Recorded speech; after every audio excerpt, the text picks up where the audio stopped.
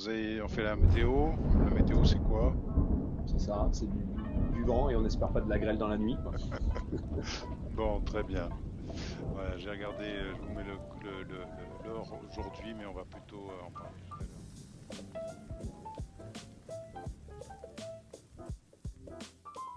Bonsoir à tous et bienvenue à notre nouveau webinaire. On doit être dans les 35 ou 36 à peu près.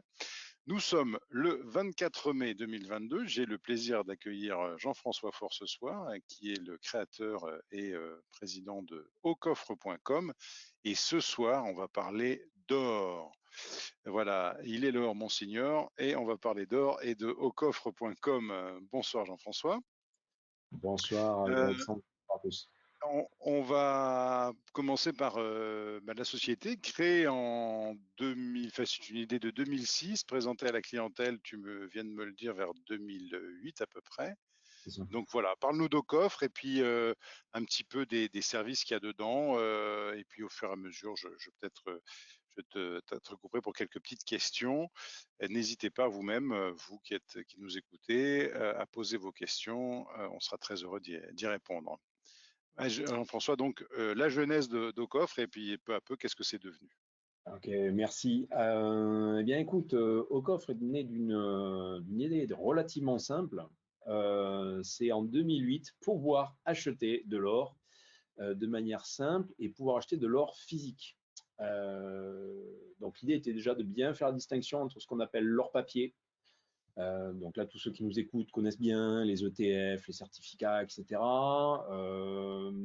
C'est une manière d'acheter de l'or, mais ce n'est pas celle qui, moi, m'intéressait. Je voulais acheter de l'or physique. Et en 2008, il n'y avait pas grand-chose en France qui permettait de le faire de manière correcte. En tout cas, dans une logique à la fois de sécurité pérenne et de facilité dans le futur pour pouvoir revendre au meilleur prix. Oui, il y avait des banques dans lesquelles on pouvait acheter de l'or. Oui, il y avait des boutiques où il était possible de le faire aussi, mais globalement, ça ne cochait jamais toutes les cases. Et j'avais vu quelques services plutôt pas mal dans certains pays anglo-saxons notamment, qui proposaient des modèles qui m'intéressaient bien, qui en fait distinguaient la conservation physique de l'or et qui étaient dans des lieux de haute sécurité, ultra protégés, extrêmement bien audité. Donc, en fait, globalement, pas de doute sur le fait que l'or puisse y être. Enfin, ça, c'était l'axiome de base. Hein. Et de l'autre côté, la capacité, alors sur le coup plutôt digital, de pouvoir orchestrer les achats, les ventes, enfin globalement les arbitrages que l'on voulait, quelle que soit l'heure de la journée ou le jour de la semaine, même un 1er mai à 4 heures du matin. Quoi. Voilà. Donc ça en France, ça n'existait pas, ça existait plutôt dans les pays anglo-saxons. Seule limite dans ses futurs concurrents, c'est que globalement, ils me permettaient Mhm. d'acheter du lingot ou des parts de lingot.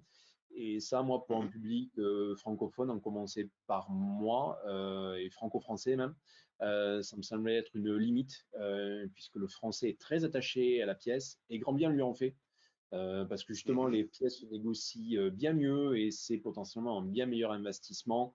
Après, quand lors d'une revente, dans des périodes un petit peu critiques, là, il y a des effets de prime notamment qui apparaissent et qui peuvent être démultiplicateurs sur le cours de l'or, qu'il soit à la hausse Donc, ou ce à la que tu baisse veux dire, d'ailleurs. c'est que ce que veut dire qu'aujourd'hui, comme il est plus facile d'aller négocier une pièce, le lingot peut globalement ne pas subir la même pression à la hausse que la pièce par une question de praticité de revente, c'est ça? Oui, à la fois de praticité, de rareté, de demande. C'est-à-dire qu'un lingot, D'accord. globalement, qui prenne, à moins d'être un professionnel, mais globalement, nous, voilà, on voit la différence entre un lingot métal-or, SEMSA, voilà, mais ça reste globalement bon, 1 kilo d'or.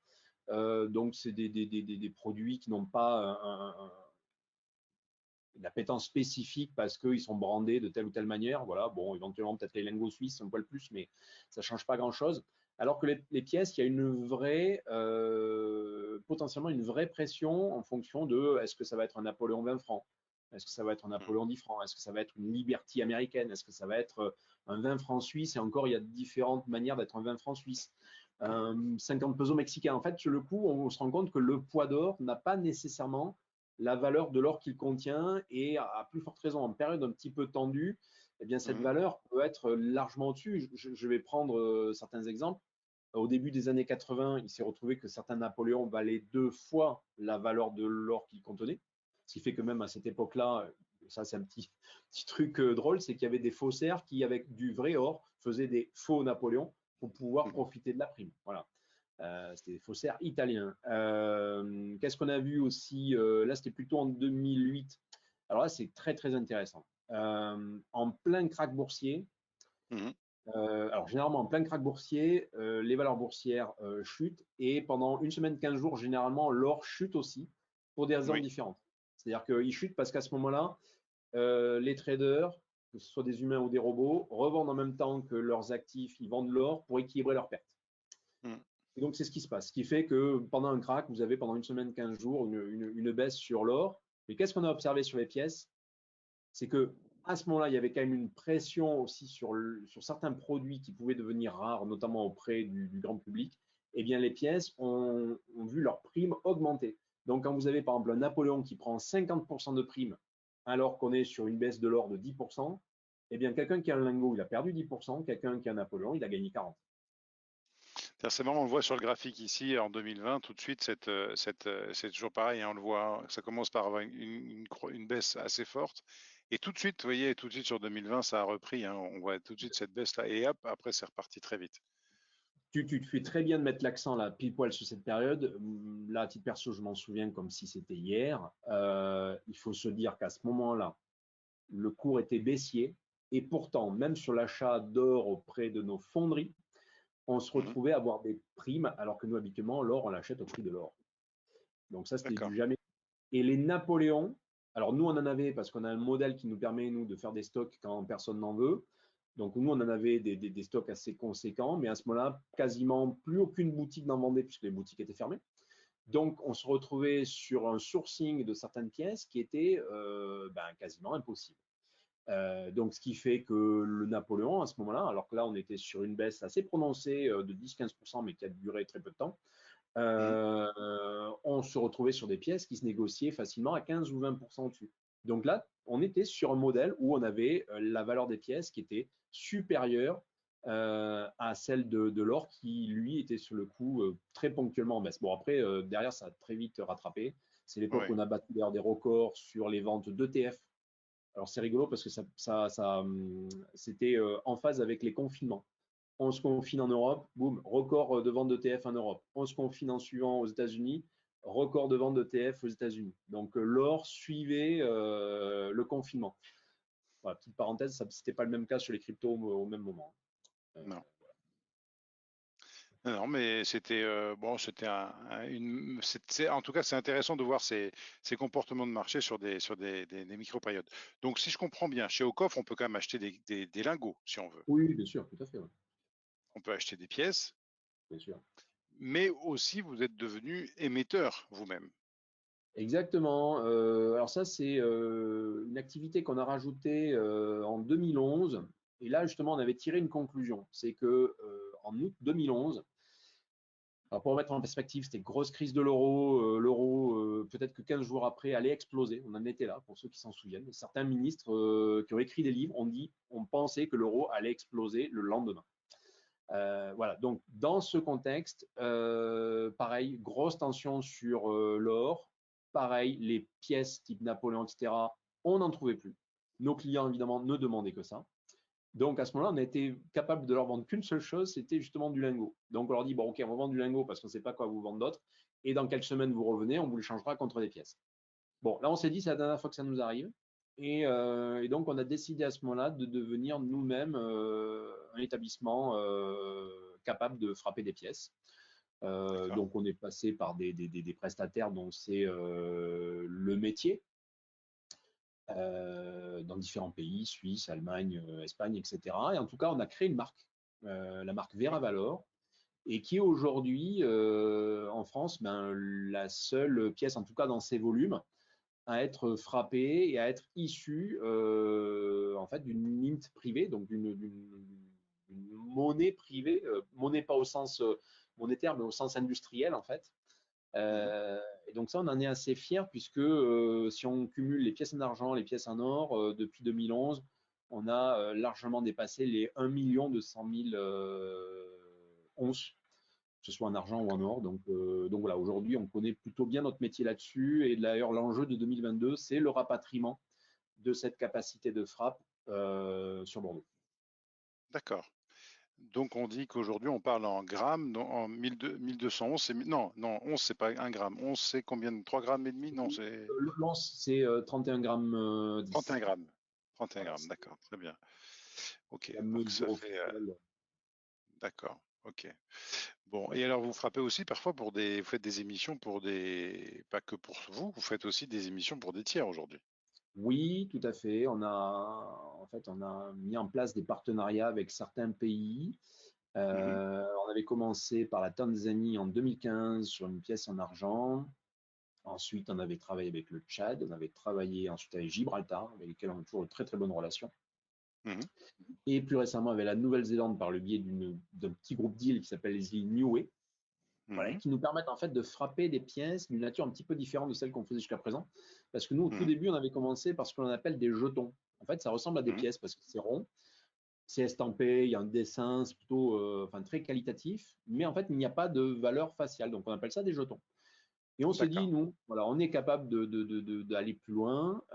Donc, on a mis en place des partenariats avec des pays. Et donc, depuis 2015, petit à petit, on a commencé à remplacer notre gamme par des pièces à cours légal, donc avec une valeur faciale. Alors, c'est toujours D'accord. des valeurs faciales qui sont inférieures à la valeur de l'or ou de l'argent qui est contenue, parce que ce sont avant Mhm, tout des produits d'investissement. Ce ne sont pas des pièces qui ont vocation à circuler et à être utilisées dans le pays avec lequel on a fait le deal pour payer, je ne sais pas, quel service ou quel bien quelconque. Ça reste avant tout pour des investisseurs qui veulent se positionner sur les métaux précieux, mais ça leur permet donc d'avoir des monnaies avec une valeur faciale, donc de pouvoir les collectionner, mhm. de pouvoir aussi, dans certains cas, avoir des avantages fiscaux. C'est le cas notamment de la France. Et donc, c'est pas inintéressant et c'est pour ça qu'on s'est positionné là-dessus. Et puis, à la marge, ça nous a permis, notamment avec la Nouvelle-Zélande, de pouvoir frapper des pièces avec le profil de la reine d'Angleterre dessus et évidemment d'avoir le droit de le faire.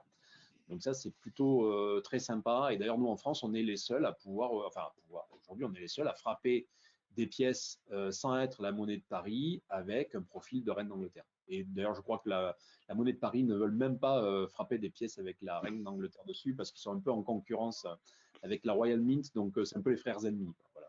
D'accord, d'accord, ça c'est rigolo.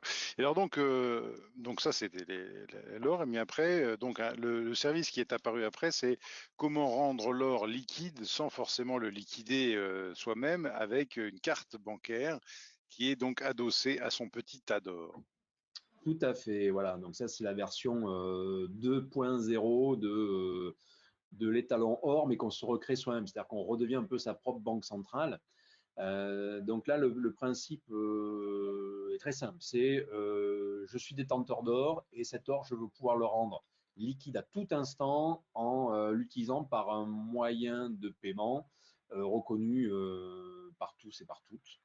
Mhm. Et donc là, c'est une carte de paiement D'accord. adossée à un wallet qui est consultable par une application mobile, un peu comme PayPal. Hein, en fait, ce qu'on propose par le biais de Veracash, puisque c'est le nom aujourd'hui que l'on utilise pour ce service, c'est Mhm. l'équivalent d'un PayPal, mais où la monnaie entre guillemets officielle utilisée, c'est pas les euros, mais c'est le Veracash et qui est comment dire, une répartition que chaque utilisateur va pour se faire lui-même en fonction de ses propres choix et appétences entre différents types de métaux précieux.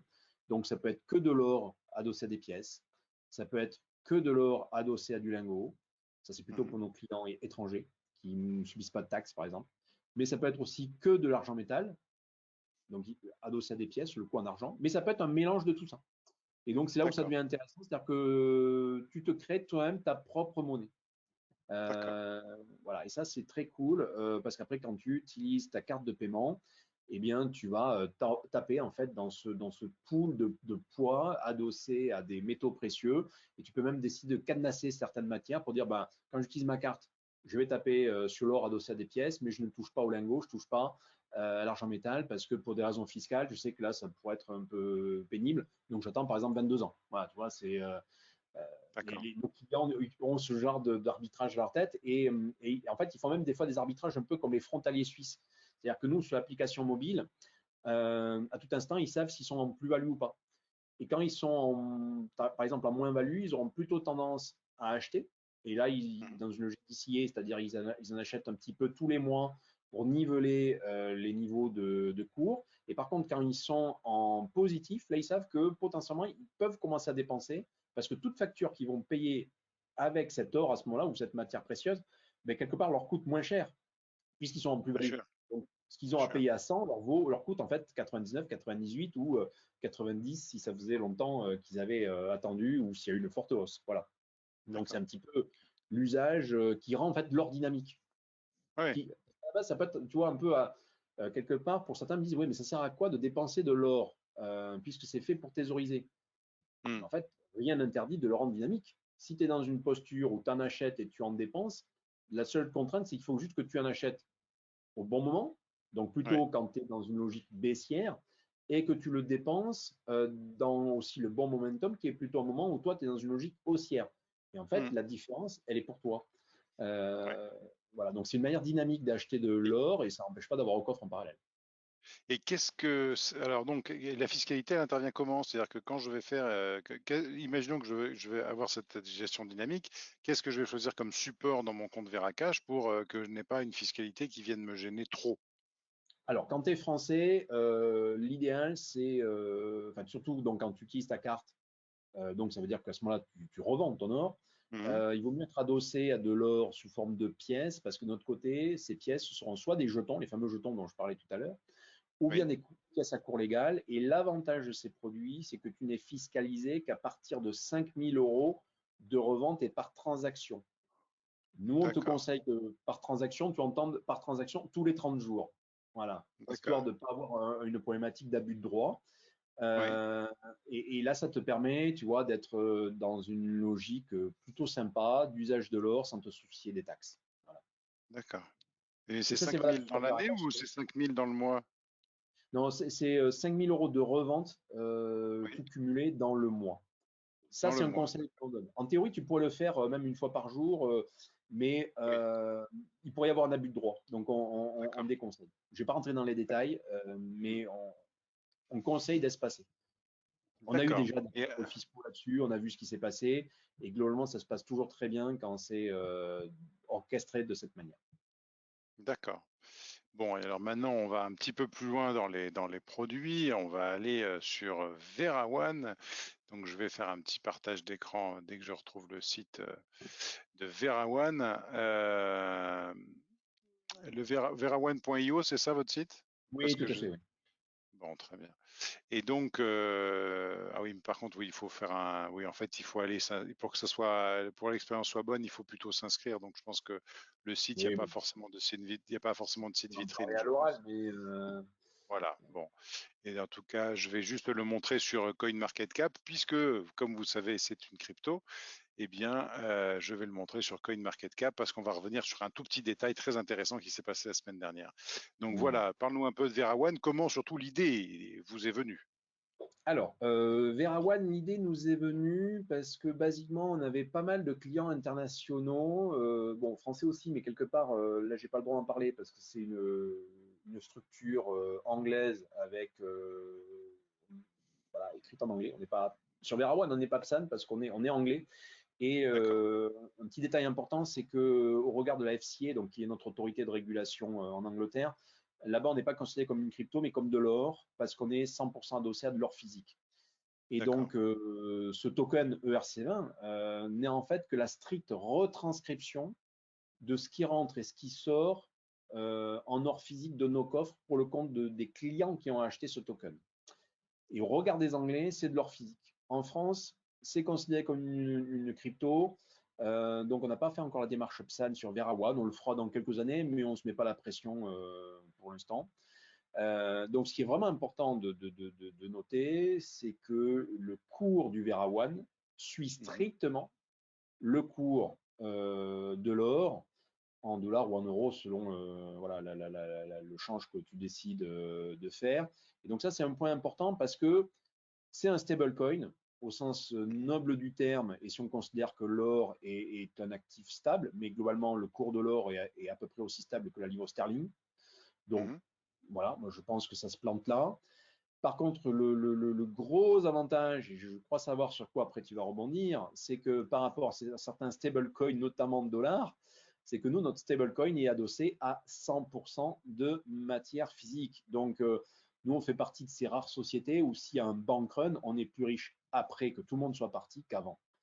Mhm. C'est pas le cas de tout le monde, à commencer par nos banques d'ailleurs. Mhm. D'accord. Alors juste un petit point que je voulais aborder, c'était pour ceux qui savent ce qui s'est passé sur le marché crypto dans la semaine du 10 mai. Il y a eu une attaque assez forte sur un stable token plutôt qu'un stable coin qui s'appelle le Terra UST. Et donc on a eu un marché un petit peu fébrile. Et donc on appelle souvent le fait de rester au niveau d'un dollar, d'une livre sterling ou d'un gramme d'or, on appelle ça le PEG. Et quand on est dépeg, ça veut dire qu'on est moins cher ou plus cher. Et donc ce qui est très intéressant sur toutes les cryptos, c'est de voir comment le dépeg est traité, savoir s'il est traité rapidement ou pas rapidement. Bon, là, typiquement, là, on a des gens qui s'inquiètent parce qu'ils ont besoin absolument de liquidité. Comme ils ont absolument besoin de liquidité, on voit qu'on a une baisse. Par contre, vous voyez que la remontée est aussi rapide. Elle est même plus rapide que sur USDT puisque le PEG est tout de suite rattrapé. Comment vous l'avez vu ou vécu? Comment ça s'est passé, vous, par rapport à ça? Est-ce que vous l'avez senti passer ou pas? Est-ce que Déjà, quand tu vois une chute comme celle-là, tu vois deux types d'utilisateurs. Tu as les utilisateurs qui n'avaient toujours pas capté que Vera One était vraiment un token adossé à 100% d'or physique. Donc, ce sont des gens qui se sont dit, tiens, Luna se casse la figure. Là, Vera One, c'est aussi un stablecoin, c'est la mort des stablecoins. Je vends parce que c'est la cata. Il y a ceux qui savent parfaitement que Vera One est un stablecoin adossé à 100% d'or physique et qui se sont dit, ah mais attends, si le Vera One passe en dessous de la valeur de l'or physique, la solution est très simple. C'est j'achète à tout prix en dessous, quelle que soit la quantité et la valeur, en dessous du cours de l'or, et je revends de suite sur la plateforme Vera One, puisque de toute manière, les gens de Vera One, donc c'est-à-dire nous, vont racheter de suite ce token, puisque nous, on va le vendre sur le marché auprès de nos fondeurs, parce que c'est de l'or physique. Après, si vraiment tout le monde avait voulu partir, eh bien on refondait les lingots et la messe était dite. voilà. Voilà. Donc là, Il y a on des voit gens qui sont typiquement la passés de 47 euros à 59 voilà, euros qui a un cours qui n'a aucun en moins de sens. 24 heures. Voilà. C'est un Ouais, cours qui n'a aucun sens. Mais alors d'accord. après, parce que là, tu le vois sur CoinMarket, qui est en fait la transcription de P2B, B2B, qui est l'exchange qui nous liste. D'accord. Et donc avec des règles du jeu, d'exchange, où des fois, certains utilisateurs en oublient quel est le sous-jacent. Voilà. Mais heureusement, heureusement, ben, ça aurait été d'ailleurs très bien pour nous. Hein. Moi, limite, si tout le monde avait oublié que le sous-jacent était de l'or, nous, les premiers, on rachetait tous les tokens et on se les revendait nous-mêmes auprès d'une fonderie de manière immédiate. Quoi. Parce que là, à ce Hmm. moment-là, on vend du lingot, tout simplement. Voilà. Alors après, donc on a vu là un petit peu toute la gamme, rapidement toute la gamme de coffres. Maintenant, on va faire un petit point sur la fiscalité, puisque acheter de l'or, c'est soumis à des règles fiscales, certaines contraignantes, d'autres beaucoup moins, voire même certaines qui sont de véritables opportunités, Exactement. notamment en termes de dégrisement, si je puis dire. Donc parlons-en un petit peu, Jean-François, de la fiscalité. Ouais, ça c'est vraiment un point important parce que souvent les gens ne vont pas vers l'or. Alors déjà pour souvent de mauvaises raisons. Alors déjà, bon, en dehors de la fiscalité, je passe le fait que les gens s'imaginent que l'or c'est fait pour les riches. Bon voilà, ça c'est pas le sujet parce qu'on peut acheter de l'or pour 1 gramme voire même moins. Que c'est compliqué, ben, non pas du tout puisque là je viens de vous montrer que enfin, sur Ocoff on peut acheter de l'or comme on achète un livre chez Amazon. Chez Veracash, on peut acheter de l'or comme on fait un dépôt en euros chez Conto ou chez Lydia.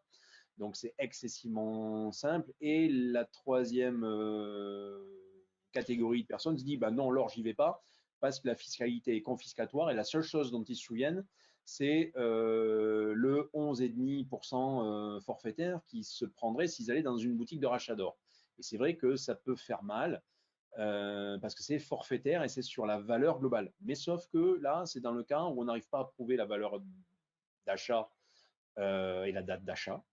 Donc, si effectivement le cas, par exemple, quand on te transmet, imaginons-toi, on te transmet un lingot, on te transmet des pièces, Oui, euh, mais tu n'es pas capable de valoriser ou de prouver quoi que ce soit là-dessus, bah, tu rentres dans une boutique, on va te prendre 11,5. Bon, voilà, c'est comme ça. d'accord. Pourtant, si tu peux prouver la date et la valeur d'achat, alors là, c'est typiquement le cas, nous, par le biais de Coffre Veracage, parce qu'on est digitaux, donc évidemment, on peut prouver la date et la valeur d'achat.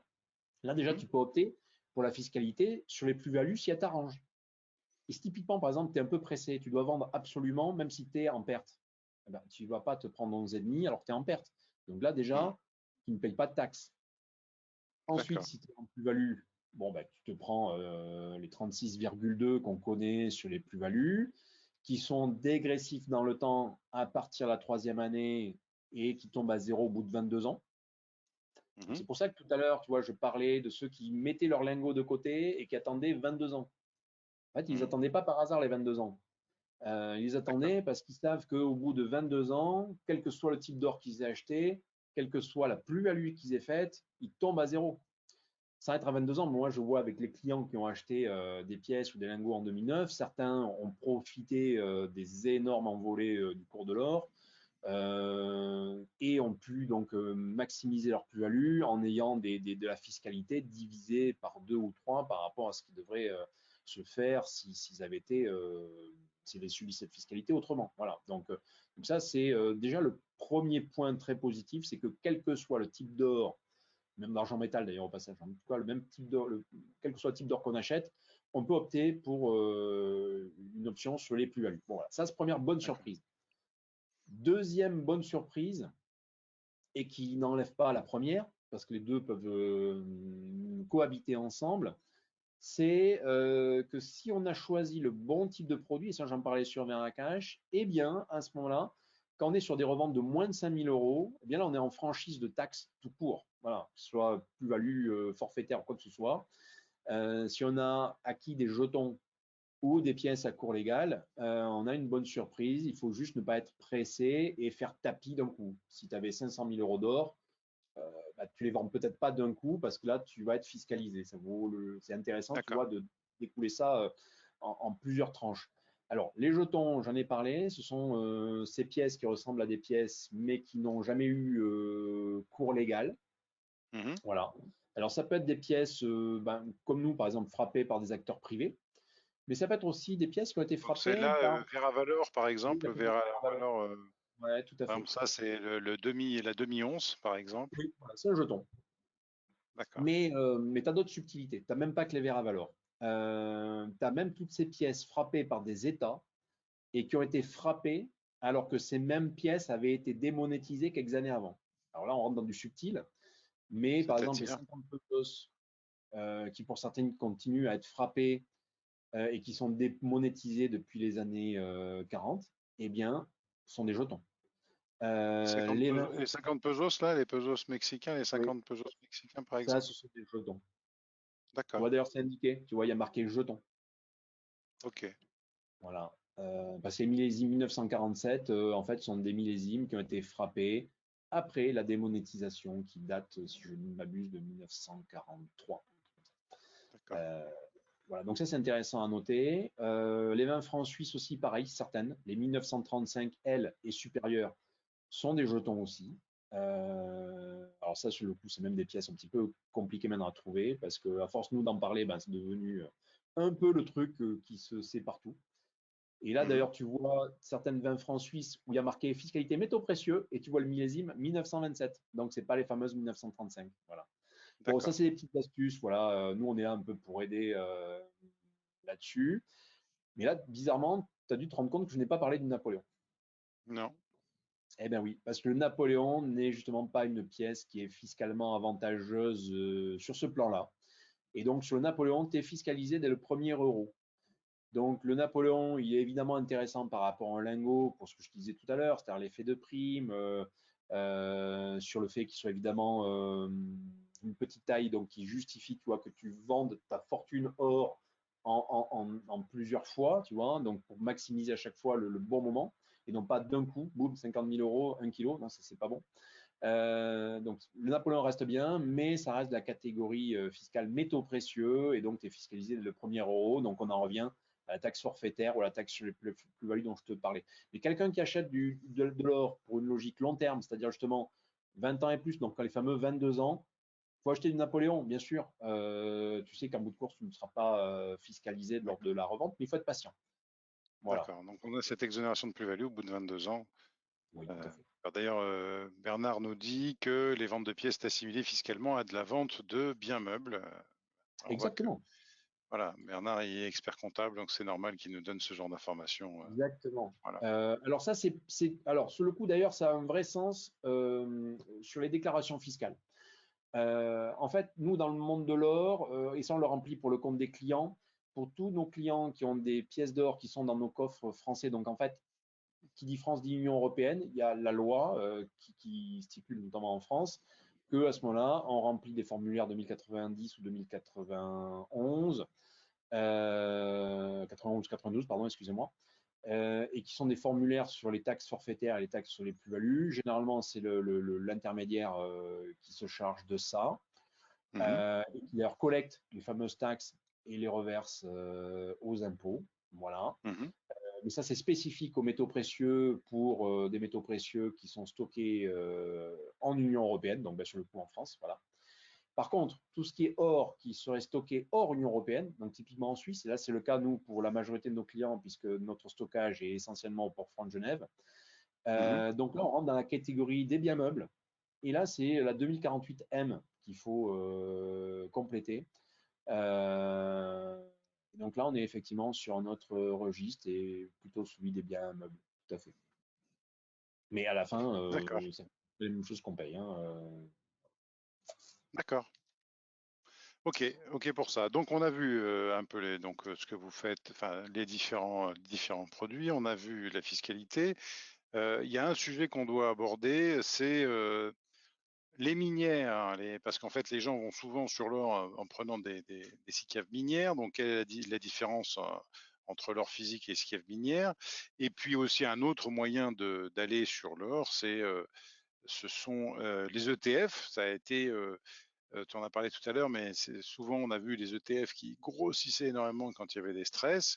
Donc voilà, là il y a deux questions en une, mais l'or Mhm. physique par rapport aux ETF et par rapport aux minières, qu'est-ce qu'on peut en dire? En fait, au final, on ne parle pas du tout des mêmes supports, des mêmes produits. Les trois sont éminemment très intéressants, mais pas pour les mêmes raisons. On achète des minières quand en fait on veut investir dans une entreprise, que ce soit une mine ou autre chose. Là, dans ce cas, c'est une mine. On veut investir dans ce secteur.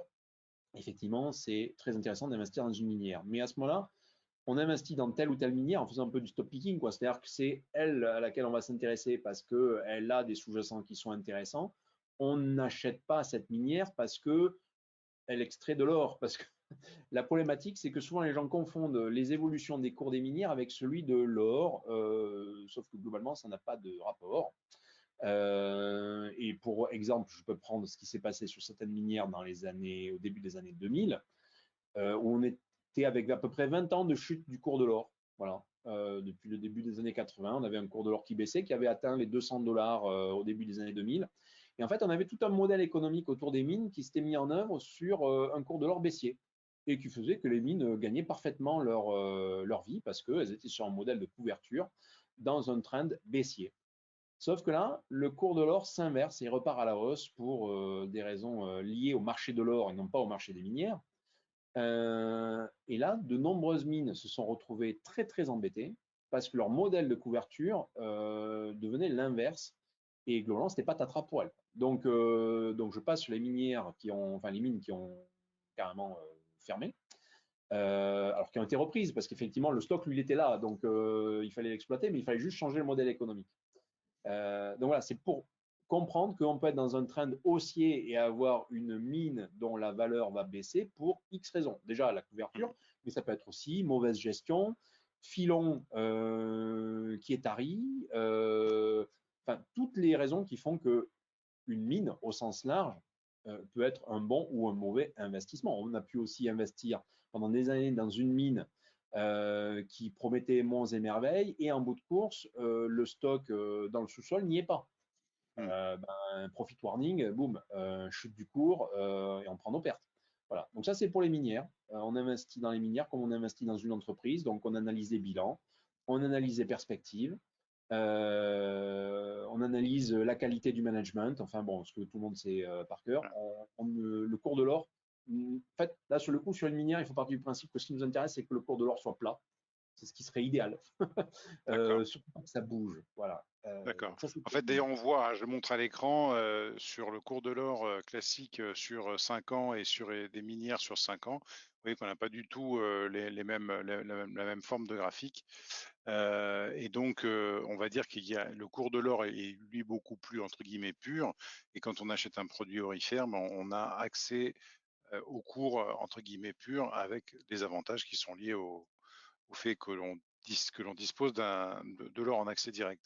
Est-ce que tu veux que je te Euh, rappelle par quoi est constitué le cours de l'or, en fait, l'or physique? Dis-moi, Parce que dis-nous, rappelle-nous. l'or physique, depuis 5000 ans, sa Mhm, valeur n'est produite que par la réconciliation que de deux acteurs. Ces deux acteurs sont, d'un côté, effectivement, une personne qui est en capacité d'extraire de l'or d'une mine ou d'une fonderie pour le recycler, etc., et de se dire, je gagne bien ma vie en faisant ça, voulant dire que si à un moment donné le prix n'est pas bon, je vais faire autre chose. Moi, je connais des mineurs colombiens qui m'ont dit, mais moi, le cours de l'or, quand même, m'intéresse pas. Ma mine, je la ferme avec un cadenas, je vais faire du Airbnb avec les appartements que j'ai en bas de la vallée. Voilà, ça, c'est la réalité du terrain, quoi. Voilà. Et de l'autre côté de la chaîne, on a en fait le même style de population, sauf que là, ils sont de l'autre côté acheteurs, dans une logique qui est, elle, d'offrir un bijou dans le cadre d'un mariage. Et là, donc, de l'autre côté, on a un ouvrier, entre guillemets, peu qualifié de l'autre côté de la chaîne, mais qui, lui, va offrir un bijou, et notamment en Inde, ou dans des pays où la culture de l'or est très importante. Et en fait, c'est ça qui aujourd'hui draine en fait l'essentiel du marché physique de l'or. Hein. Le bijou, c'est 60% du marché de l'or. Quand, par exemple, tu as un Covid qui se déclenche et que tu n'as plus de mariage, des gens comme moi s'inquiètent très fortement. Non pas parce que le cours de l'or il est comme ça, parce que le cours de l'or comme ça veut dire que s'il monte trop de manière artificielle, il va baisser de manière tout aussi radicale. Et si en plus ce sous-jacent n'est plus là, c'est-à-dire que les gens n'offrent plus de bijoux dans le cas de mariage, etc., c'est-à-dire que les fameux 60% qui structurent le marché de l'or disparaissent, il n'y a plus de marché de l'or, et l'or ne devient qu'une valeur spéculative comme certaines cryptos. Donc moi, je d'accord. priais le ciel que le confinement ne dure pas trop longtemps, que l'or ne monte pas trop au ciel pour que ça ne tarisse pas la demande du marché, qui est le marché qui entretient la valeur de l'or depuis 5000 ans et qui en a eu fait une monnaie et qui d'ailleurs en refait encore une monnaie, hein, puisque là, depuis quelques mois, l'or est devenu la troisième monnaie mondiale quand on s'est rendu compte que finalement les Russes et d'autres s'en servaient comme monnaie pour leurs transactions quand il y avait un peu des tensions sur le dollar et le rouble qui n'étaient plus tout à fait compatibles. Voilà, donc voilà, le cours de l'or, il vient de ça. Et puis évidemment, il y a des moments où tu as un petit peu ce que j'appelle les envolées lyriques du cours, quand les 60% se tassent et se tassent au profit plus de l'industrie de la finance. Mhm, Et là, je vais parler des fameux ETF dont tu évoquais l'existence tout à l'heure, mhm, et où typiquement pendant le grand confinement, on a eu à ce moment-là donc un effondrement de la demande sur les bijoux et une énorme demande sur les ETF, où là on a battu des records. Et donc à ce moment-là, c'est plus le même marché qui occupe le cours de l'or, c'est plus l'industrie du bijou, mais c'est l'industrie de la finance. Et c'est ça qui est assez compliqué à comprendre par des gens qui ne connaissent pas le marché de l'or, c'est que l'or en fait est une matière à géométrie variable dont le cours peut être aussi bien fixé quand c'est effectivement une matière industrielle, qui peut être fixé quand ça redevient une monnaie, ou qui peut être fixé quand ça devient un pur actif financier spéculatif.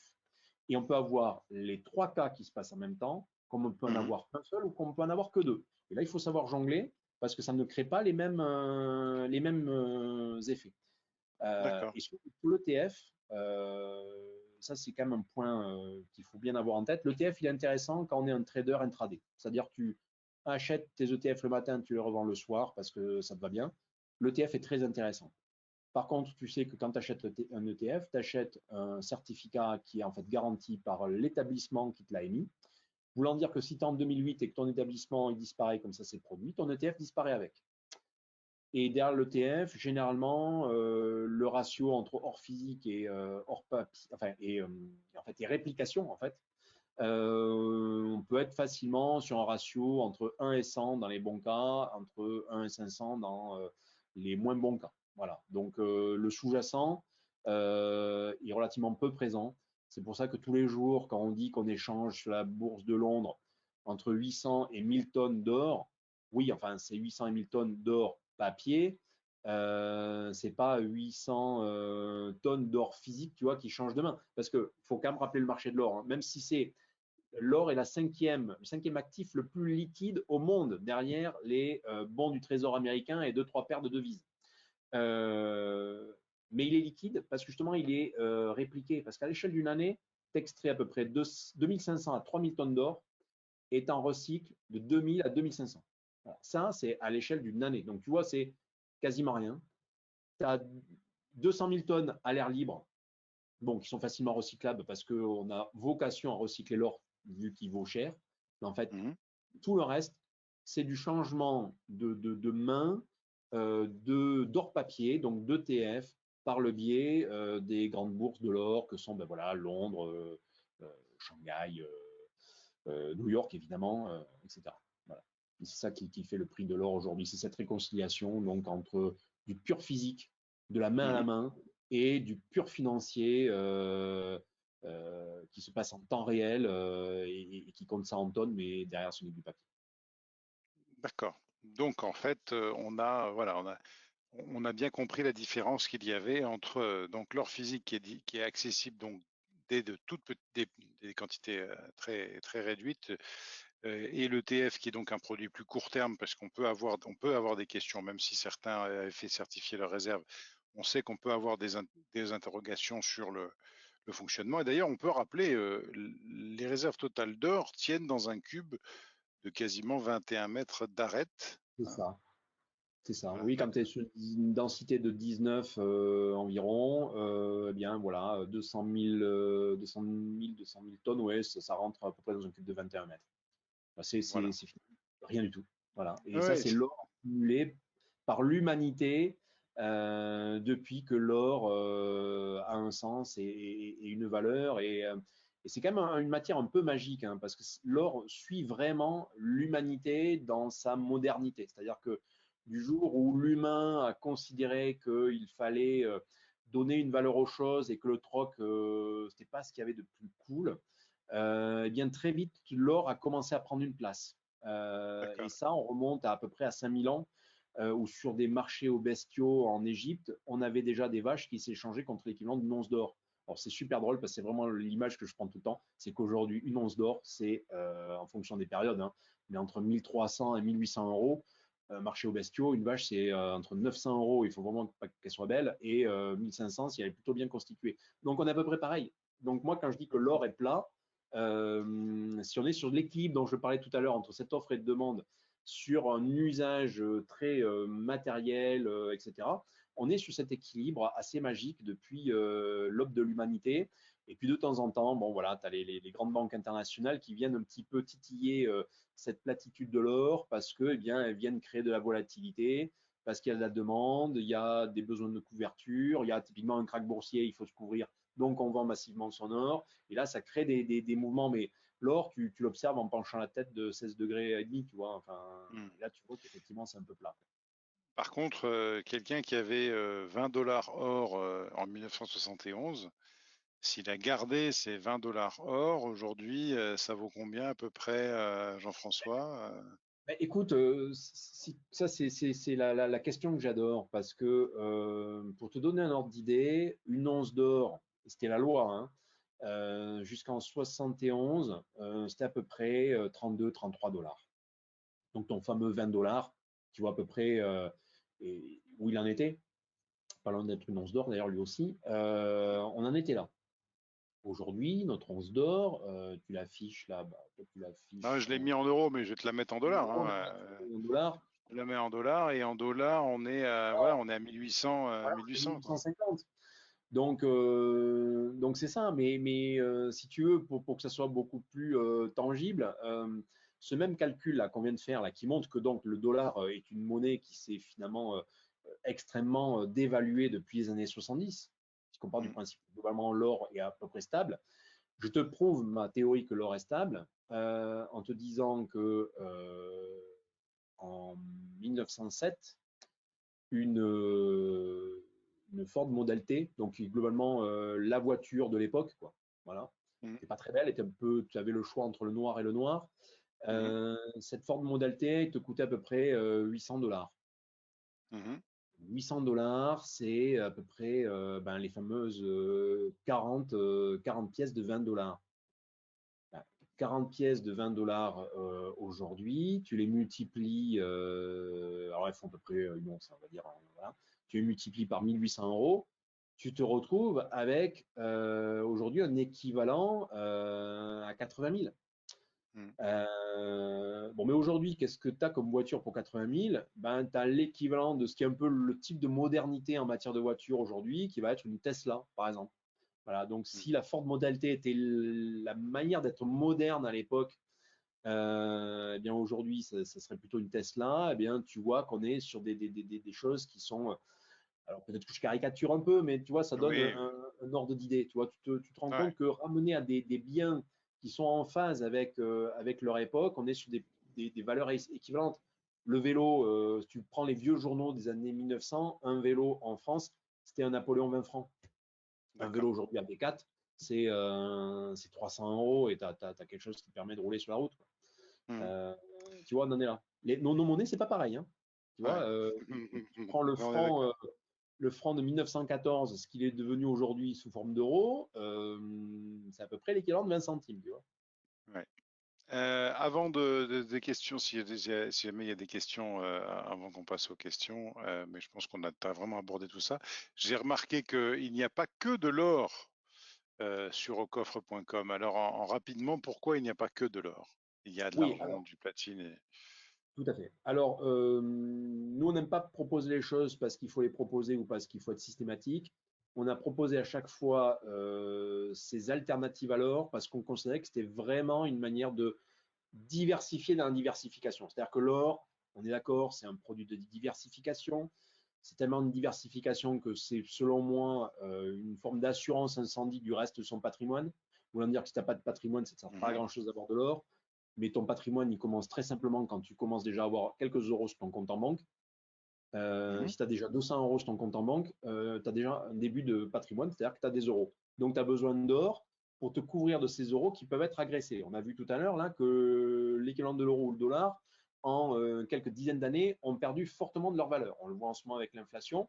L'or a du sens là-dessus, donc voilà, un peu actif anti-crise, anti-inflation. Bon, on ne va pas reparler de ça. Donc ça, c'est de la diversification. Dans cette diversification, tu te rends compte que tu as d'autres métaux.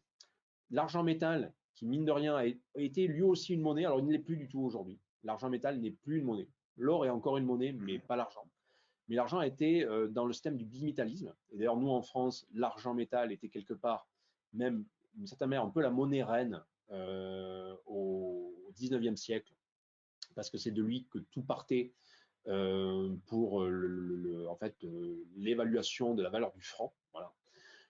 mhm, Aujourd'hui, ce n'est pas le cas. Pour autant, l'argent métal est aujourd'hui une matière qui est quand même très utilisée industriellement, notamment dans de l'électronique. C'est une matière qui est rare sans l'être.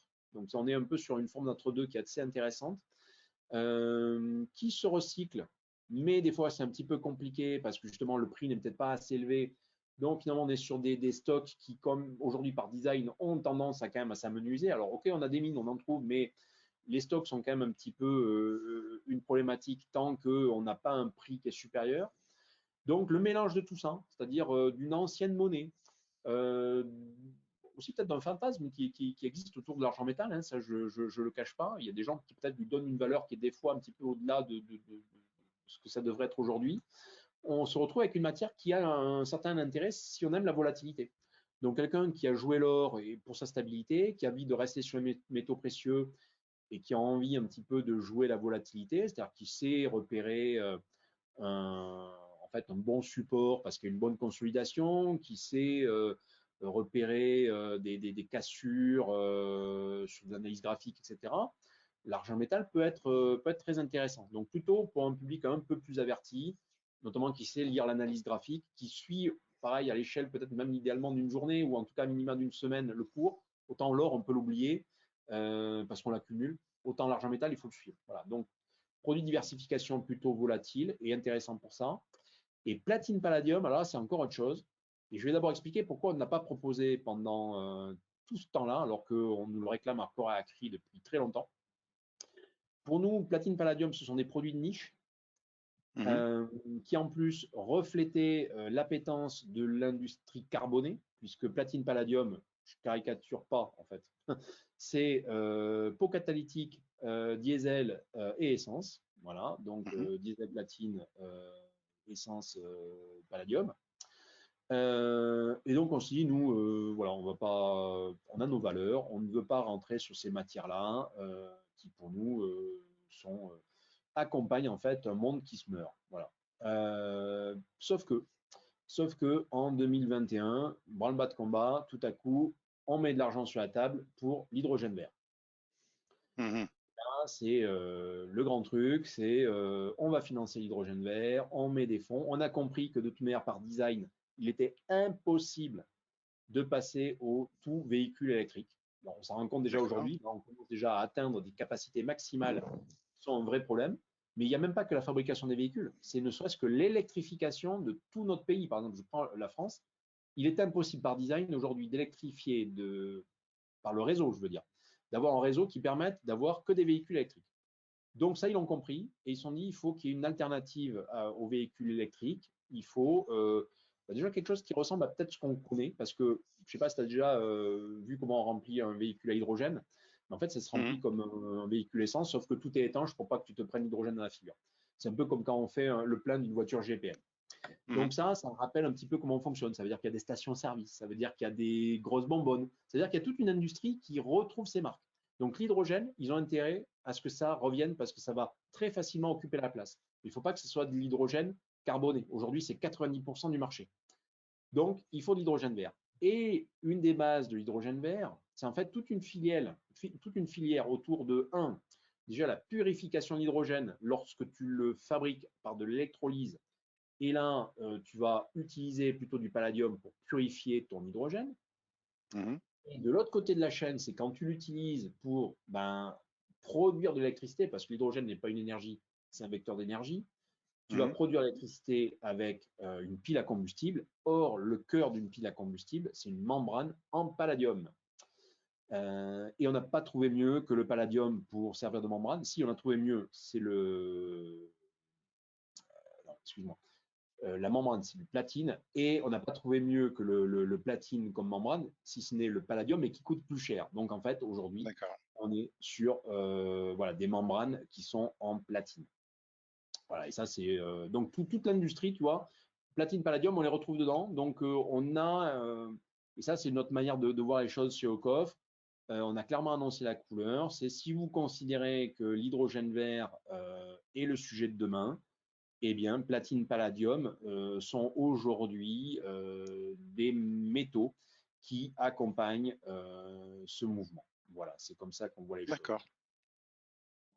Alors, comme j'ai un impératif horaire à respecter, on va donner une dernière question qui est une question de Bernard encore. Est-ce intéressant de transmettre de l'or en lieu et place d'un portefeuille action ou d'un contrat d'assurance vie? C'est la question finale, Jean-François, par rapport à la transmission de l'or. Oui, alors la transmission de l'or, l'un n'empêche pas l'autre, mais je vais quand même rappeler un truc important. L'or est considéré comme une forme d'équivalent de cash, voulant dire que l'on peut faire avec de l'or à la fois du don manuel, et le don manuel de mémoire, on est à des seuils de 31 865 €, si je ne m'abuse, par parent et par enfant direct. Donc voilà, sans avoir besoin que qui que ce soit paye quoi que ce soit. Voilà. Donc il faut juste quand même le déclarer. On a fait un don manuel. Oui. Voilà. Mais ça, c'est cumulable avec les présents d'usage.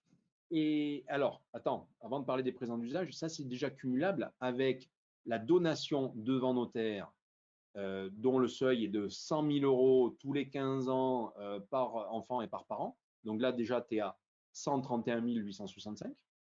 Les Mhm. deux sont cumulables. Et effectivement, tu peux rajouter à ça le don d'usage. Mais par contre, quelqu'un qui veut commencer à jouer avec le don d'usage, il faut qu'il s'y mette dès à présent. Parce que le Oui. don d'usage est important. Il est important de prouver en fait la notion de régularité. Donc, en revenir par exemple à la fameux usage justement d'en offrir pour Noël, d'en offrir pour Mhm. quelconque traîne ou des cadeaux, etc. Eh bien, grand bien vous en fait parce que jusqu'à présent, la jurisprudence a fait que tant que vous ne dépassiez pas les 2% de votre patrimoine, on ne vous en voulait pas. Alors là, c'est très important parce que ça veut dire que quelqu'un qui a un patrimoine de 100 000 ne sera pas jugé de la même manière que quelqu'un qui a un patrimoine de 1 million ou de Oui. 10 millions. Et c'est bon à le savoir. Ça veut dire que là encore, c'est cumulable. Et donc, quelque part, et c'est ça qui est très intéressant, c'est que dans une forme d'absolu, on pourrait imaginer que par le don d'usage, si on est dans une forme de régularité, on pourrait offrir finalement plus de manière légale Ben oui, oui. et sans payer de droits, bon, évidemment pour des fortunes bien consistantes, à partir du moment où on prouve qu'on le fait régulièrement. Voilà. Bon, Mhm. évidemment, il ne faut pas rentrer dans ce genre d'excès, mais ça se plante là quand même. C'est un vrai sujet. Donc là, il faut reprendre la bonne habitude d'offrir de l'or pour Noël à ses enfants et ses petits-enfants. Voilà. Donc, achetez plein de pièces sur aucoffre.com et Mettez-les. puis en achetant ces pièces, vous pourrez les garder pour vous, les faire conserver au Port Franc de Genève, que je vais normalement visiter le 23 juin, et pour vérifier si tout ce que dit Jean-François est vrai et si l'or est vraiment là.